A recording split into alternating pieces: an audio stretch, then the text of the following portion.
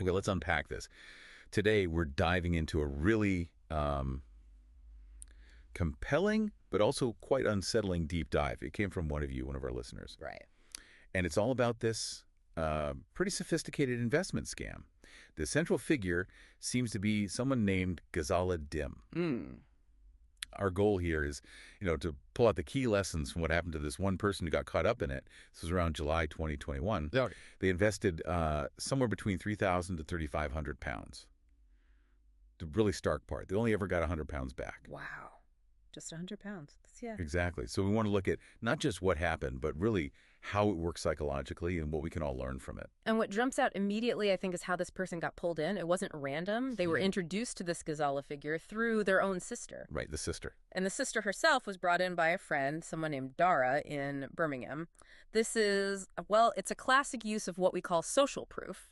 Explain that a bit more, social proof. Yeah, it's basically our tendency, to think that what other people are doing is the right thing to do, especially people we know. So here, Dara's entire family, even nephews, were apparently involved. And the impression given was that it was all going well for them.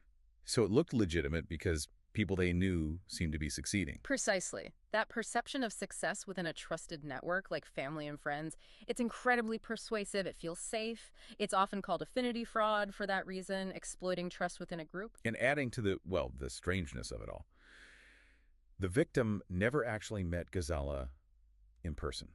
Ever. Never met her. Nope. All the communication, everything was just phone calls and WhatsApp messages.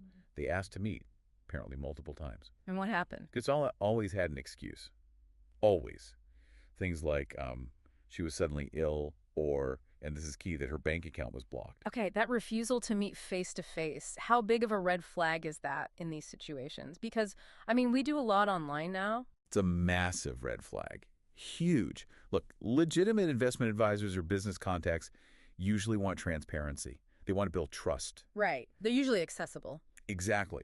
So consistently refusing to meet, especially when you pair it with excuses about money problems like a blocked account, that just screams avoidance, trying to dodge accountability. And the source mentioned something specific about that blocked account excuse, didn't it? The timing was off. Yeah, absolutely. Ghazala apparently claimed her nationwide account was blocked back in September 2021. Okay. But the information suggests it wasn't actually blocked until later, maybe November or December that year. So that wasn't just an excuse, it was an outright lie, a calculated one. Seems like it. Designed to, maybe create sympathy or explain away why she couldn't handle money directly. Probably both. And it leads into the next point, where did the money go, if not to her directly blocked account? Right. Instead of taking the money herself, she told the victim to transfer funds to other accounts. Ah, the redirection tactic. Including one that apparently belonged to her son or maybe a nephew, identifies as a Mr. Muin or Mr. Husama. What's going on there? Is that standard scam procedure? Oh, absolutely. Classic. Textbook, even. Using third-party accounts, often called mule accounts. Mule accounts. Yeah, it's all about muddying the waters, obscuring the money trail, makes it incredibly difficult for investigators, to track where the cash actually ends up. It adds layers. Creates distance between her and the money. Exactly. And it wasn't just about getting the initial investment, was it? There was something about referrals. Yes, good point. Ghazala apparently offered referral bonuses, payments for bringing new people, new investors into the scheme. Which is another layer entirely. It's not just an incentive. It effectively turns victims into recruiters, often without them even realizing the full picture. Right. So people like Dara, who introduced the sister, might have been caught up partly because they were incentivized to expand the network. They might not have known it was a scam, or maybe they did. It's hard to say. It blurs the lines considerably.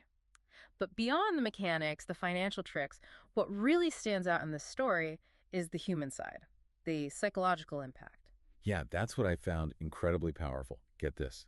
The victim actually has a cousin who's a police officer in Rushdale. A police officer? Yes.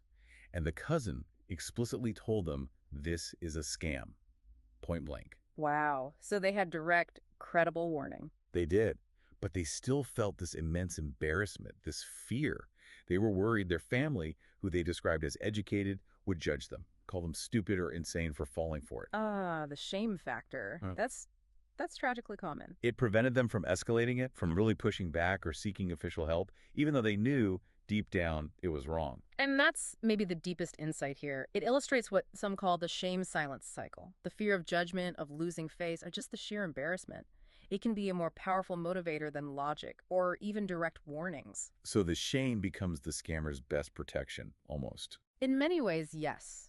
It isolates the victim and prevents them from acting, even when the red flags are waving right in front of them. It's a potent barrier. So this whole deep dive, it really shows these schemes aren't just about, tricking people out of money. They're about exploiting trust, playing on emotions, leveraging social connections. And vulnerability. Exactly.